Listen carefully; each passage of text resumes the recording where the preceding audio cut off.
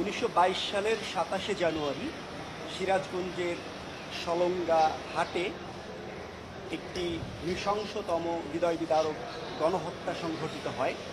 সেদিন সলঙ্গা হাটে ব্রিটিশ পণ্য বিরোধী আন্দোলন যখন চলছিল মাওলানা আব্দুর রশিদ তর্কবাগীশের নেতৃত্বে, সে সময় ব্রিটিশ পুলিশ এসে 40 জন পুলিশের রাইফেল থেকে গুলি করে এবং সেই গুলির আঘাতে সেখানে সরকারি হিসেবে 4,500 মানুষ হতাহত হয় এবং বেসরকারি হিসেবে এই সংখ্যাটি 10,000-এর মতো।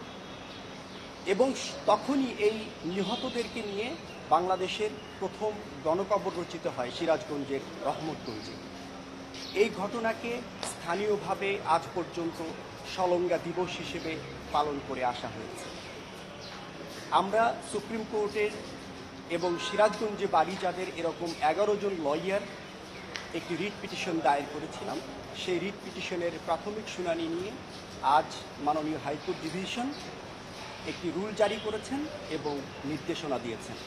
রুলে মাননীয় হাইকোর্ট ডিভিশন বলেছেন যে 27শে জানুয়ারি সলঙ্গা গণহত্যাকে জাতীয় দিবস হিসেবে স্বীকৃতি দেওয়ার জন্য প্রয়োজনীয় পদক্ষেপ কেন নেওয়া হবে না এবং সংশ্লিষ্ট স্থানে কেন একটি স্মৃতিস্তম্ভ নির্মাণের নির্দেশনা দেওয়া হবে না সেই মর্মে সরকারের প্রতি রুল জারি করেছে।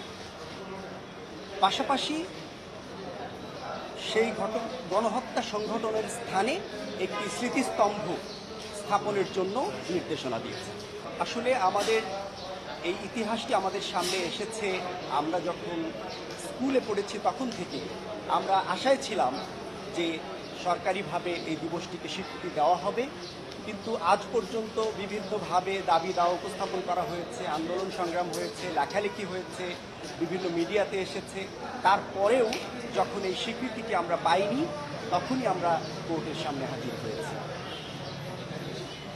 আর ইতিহাস আসলে এভাবেই দীর্ঘ বছর পরেই স্বীকৃতি পেয়ে থাকে। পৃথিবীতে অনেক ইতিহাস আছে যে 300 বছর 400 বছর পরে গিয়ে সেই ইতিহাসের স্বীকৃতি পেয়েছে। আমরা এসেছি 102 বছর পরে।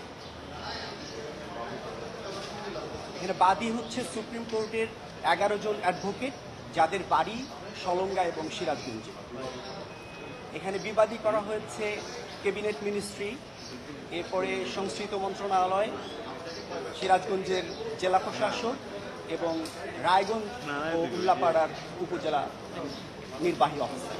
পাবলিক গ্রিভান্স যেখানে আছে, যেখানে অনেক গুরুত্বপূর্ণ পাবলিক ইস্যু আছে, এইসব ক্ষেত্রে যখন সরকার পদক্ষেপ নিতে ব্যর্থ হয় বা সরকার সঠিক পদক্ষেপ সঠিক সময়ে নেয় না, তখন হাইকোর্ট ডিভিশনের এই সুযোগ রয়েছে। এবং ইতোমধ্যে অসংখ্য জাজমেন্ট, অসংখ্য রায় আমরা হাইকোর্ট ডিভিশন থেকে, আপিলের ডিভিশন থেকে পেয়েছি, যেখানে এই রকম ভ্যাকুয়াম পরিস্থিতিতে নির্দেশনা দিয়ে সেটি করতে বলা হয়েছে।